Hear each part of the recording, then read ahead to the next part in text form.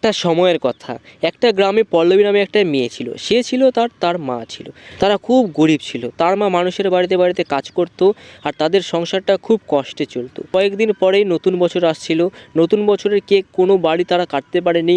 আর পল্লবীর এইবারও কোনো আশা ছিল না যে এইবারও তারা কেক কাটতে পারবে কিনা। সে পড়তে বসছিল, হঠাৎ তার মা তার পাশে আসে। কি হয়েছে বেটি? মনে হচ্ছে খুব মন খারাপ করে তুই বসে আছিস। বল তো তোর কি হয়েছে? না তো, আমার তো কিছু হয়নি। আমি তো এমনিই বসে আছি, আমি তো পড়তে বসছি, আমার তো কিছু হয়নি। আরে বেটি, আমি তোর মা, আমি তোর সব কথা জানি, তোর কখন কি হয় না হয়। ও, এবার বুঝতে পারছি।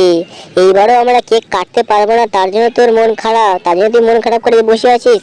আমাকে ক্ষমা করে দিস মা, এইবারও আমরা কেক কাটতে পারবো না। তোর ছোট ছোট আশাও আমি পূরণ করতে পারি না মা। না মা, এমন কথা বলো না। তুমি তো অনেক মেহনত করছো, তুমি তো অনেক কষ্ট করছো, তোমার এখানে কোনো দোষ নেই। আর আমার মনটাও খারাপ নাই, এগুলা কথা ভেবে মন খারাপ করবে না। আমি যাচ্ছি এখন খেলতে, ঠিক আছে? এই কথা বলে পল্লবী চলে যায়। বাপরে আমার বুদ্ধিমান মেয়ে, ইস, সবকিছু বোঝার ক্ষমতাও তার হয়ে গেছে। ইস, কোনো যদি এমন বুদ্ধি থাকতো যে আমার মেয়েকে এবার নিউ ইয়ারের কেক কাটাতাম। কি করবো, আমার কাছে তো পয়সা নেই। তারপর পল্লবীর মা মন খারাপ করে কাজে চলে যায়। আর এদিকে পল্লবী তার বন্ধুদের সাথে খেলা করতে চলে যায়। পল্লবীর কিছু বন্ধু এমন ছিল, তারা পল্লবীর গরিব হওয়ার মজা নিত। আরে বন্ধুরা দেখো, পল্লবী আসতেছে, চলো আজকেও এর একটু মজা নেওয়া যাক। কি পল্লবী, নিউ ইয়ারের পজিশন কেমন চলছে? পল্লবী তাদের কথা শুনে একদম চুপচাপ হয়ে দাঁড়িয়েছে। আরে পল্লবী, কি হলো, কিছু তো বল। হ্যাঁ পল্লবী, তুই না ওই বছর বলেছিলি যে এই বছর তুই নতুন কেক কাটবি, বড় কেক কাটবি, নতুন জামা কাপড় নিবি, কি হলো?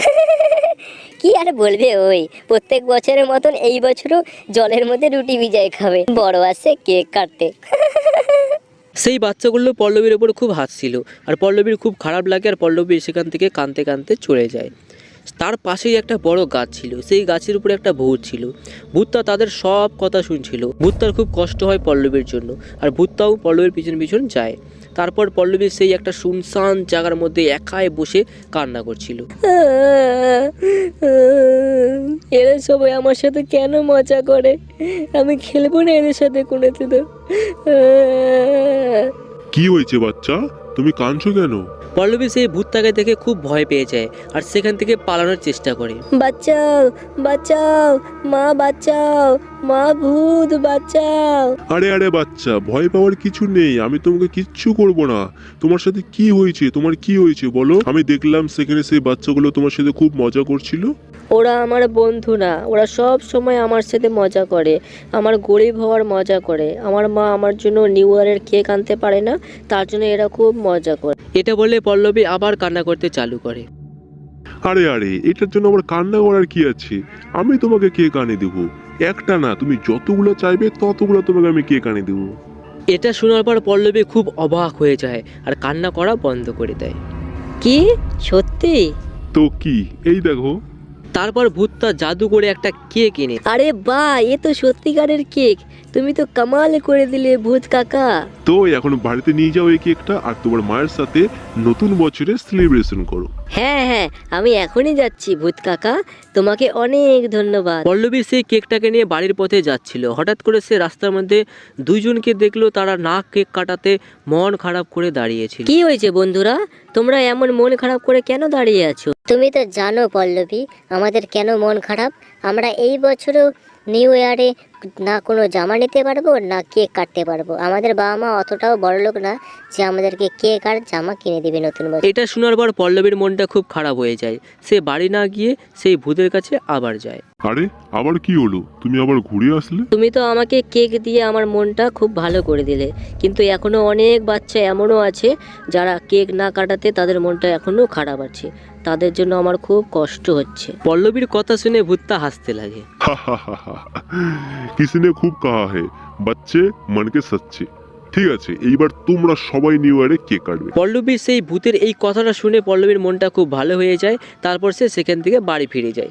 বাড়িতে এসে দেখে তার মা কাজ করছে। মা দেখো, আমি ফিরে আসলাম। আসো আমার বাচ্চা, এসে খাওয়া দাওয়াটা করে নাও। খাওয়া দাওয়াটা পরে করবো মা, দেখো আমার হাতে কি আছে। আরে পল্লবী, তুমি এটা কোথায় পেলে আর তোমার কাছে এত পয়সা কি করে আসলো? আরে মা, আমি এটা কিনিনি, এটা তো আমাকে একটা ভূত দিল। কি, এটা ভূত দিলো? তোমার মাথাটা ঠিক আছে তো পল্লবী? তুমি এটা কি বলছো? হ্যাঁ মা, এটা আমাকে ভূতি দিয়েছে। তুমি আগে আমার গোটা কথাটা তো শুনো। তারপর পল্লবী তার মাকে পুরো ঘটনাটা বলে। আমার তো এখনো বিশ্বাস হচ্ছে না, কি করে একটা ভূত একটা মানুষের সাহায্য করছে। এটা আদৌ ঠিক নাকি ভুল? না মা, ওই ভূতটা খুব ভালো। সেই ভূতটা আমাকেও এক কেক দিয়েছে আর বলেছে এইবার নিউ ইয়ারে কোনো বাচ্চাই না কেক কাটে থাকবে না, সব বাচ্চাকে সেই ভূতটা ফ্রিতে কেক দিবে। এটা আমাকে কথা দিয়েছে আর আমার এটা বিশ্বাস আছে সেই ভূতটা সেই কথাটা রাখবে। পল্লবী তার মাকে সব ঘটনা বলছিল, তখনই বাইরে থেকে একটা আওয়াজ শুনতে পায়। আরে এটা আবার কিসের আওয়াজ আসছে? চলো চলো মা, বাইরে গিয়ে দেখে আসি। তারপর তারা বাইরে গিয়ে দেখে সেই ভূতটাই একটা কেকের ভ্যান নিয়ে আসছে। কেক নিয়ে যাও, কেক নিয়ে যাও, মিষ্টি মিষ্টি কেক, তোমাদের নিউ ইয়ারটাকে খুব সুন্দর করে মানাও। কেক নিয়ে যাও, মিষ্টি কেক, কেক নিয়ে যাও, কেক। দেখো আমি চলে আসলাম আর তোমার সব বন্ধুর জন্য আমি কেকও নিয়ে আসছি। আমি জানতাম ভূত কাকা যে তুমি আসবে আর আমি অনেক খুশি। এইবার কোনো বাচ্চাই নিউ ইয়ারে দুঃখী থাকবে না, সবাই কেক কাটে আনন্দ করবে। এটা বলে পল্লবী সেই ভূতটাকে জড়িয়ে ধরে আর সব বাচ্চাগুলো দৌড়ে দৌড়ে সেই ভূতের ভ্যানের কাছে আসে। আরে তুমি তো একটা ভূত, কিন্তু তুমি কেক কেন বিক্রি করছো? ওই আমি ভাবলাম এই নিউ ইয়ারে প্রত্যেকটা বাচ্চাকে আমি একটা কেক গিফট করব, বলো কেমন হবে? আরে বাহ, তাহলে কি আমাদের এই কেকগুলোর টাকা দিতে হবে না? আরে এই কেকগুলো একদম ফ্রি, এই কেকগুলোর একটাও টাকা লাগবে না। এই কথাটা শোনার পর সব বাচ্চাগুলো চিন্তায় পড়ে যায়। ও আচ্ছা, এই ব্যাপার। তাহলে আমাদেরকে একটা কেকও লাগবে না, কারণ আমরা জানি ফ্রিতে কিছুই পাওয়া যায় না। ও আচ্ছা আচ্ছা, এই ব্যাপার। তাহলে তোমরা একটা কাজ করো, তোমরা আমাকে একটা এমন জিনিস দাও যেটা তোমাদের ফেভারিট, যে জিনিসটা তোমরা কাউকে দাও না, সেটার বদলে তোমরা কেক একদম ফ্রিতে নিতে পারো, ঠিক আছে? হ্যাঁ হ্যাঁ, এটা একদম ঠিক হবে। দাঁড়াও আমি এখনই আসছি। এই নাও একটা গাড়ি, এই গাড়িটা আমার অনেক ফেভারিট। এই গাড়িটা আমি কাউকে দিই না, এটা আমি তোমাকে দিচ্ছি, কারণ আমাকে এটার বদলে একটা কেক দিবে। তারপর সব বাচ্চা নিজে নিজের বাড়িতে গিয়ে তাদের নিজের নিজের ফেভারিট জিনিস নিয়ে আসে। এই নাও ব্যাগ, আর এই ব্যাগটা আমার অনেক ফেভারিট। এই ব্যাগটা আমি কাউকে দিই না, এটা আমি তোমাকে দিচ্ছি, কারণ এটার বদলে আমি একটা কেক নেব। হ্যাঁ, এই জিনিসটা আমাকে খুব ভালো লাগলো। এবার তোমরা আমাকে এক এক করে বলো তো, তোমরা কে কোন কেকটা নিবে? তারপর সেই বাচ্চাগুলো খুব খুশি হয় আর তারা নিজের নিজের ফেভারিট কেকগুলো তারা নিয়ে নেয়। সেই ভূতটা সেই বাচ্চাগুলোকে ফ্রিতে কেক দেওয়াতে সেই ভূতটা অনেক আনন্দিত হয় আর পল্লবীও খুব খুশি হয় সেই বাচ্চাগুলোকে কেক দেওয়াতে। তারপর ওই বাচ্চাগুলো ভূতের ভ্যানের কাছে আসে, যেই বাচ্চাগুলো সবসময় পল্লবীর সাথে মজা করতো। পল্লবী, আমাদেরকে ক্ষমা করে দাও, আমাদের একদম ঠিক হয়নি তোমার সাথে এইভাবে মজা করাটা। হ্যাঁ পল্লবী, তুমি আমাদেরকে মাফ করে দাও, আমরা কোনোদিনও তোমার সাথে এরকম মজা করব না। আমি তো তোমাদেরকে কখনই মাফ করে দিয়েছি, কিন্তু তোমরা আমাকে একটা কথা দাও যে এরপরে কোনো বাচ্চার সাথেই তোমরা এইভাবে মজা করবে না। হ্যাঁ পল্লবী, তোমাকে আমরা কথা দিলাম এরপরে কোনোদিনও আমরা কোনো বাচ্চার সাথে এইভাবে মজা করব। তো ঠিক আছে, আসো তোমাদেরকেও আমি একটা ভালো কেক দেওয়াচ্ছি। তারপর পল্লবী সেই বাচ্চাগুলোকেও সেই ভূতের কাছ থেকে ভালো কেক দেওয়ায় আর পল্লবীর মা সেখানে দাঁড়িয়ে দাঁড়িয়ে সব কিছু দেখছিল।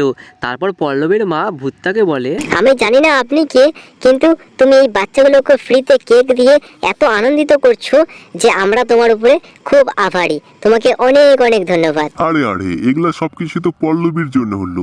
পল্লবী এত ছোট, কিন্তু সে এতটা মায়াবী, এতটা বুদ্ধিমান যে সে নিজের জন্যও ভাবছে, আবার তার সাথে সব বাচ্চার জন্য ভাবছে। সে চাচ্ছিল এইবার নিউ ইয়ারে সব বাচ্চা যাতে কেক কাটতে পারে, কোনো বাচ্চা যাতে দুঃখী না থাকে। তারপর কি, আমিও বেরিয়ে বললাম কেকের ভ্যান নিয়ে।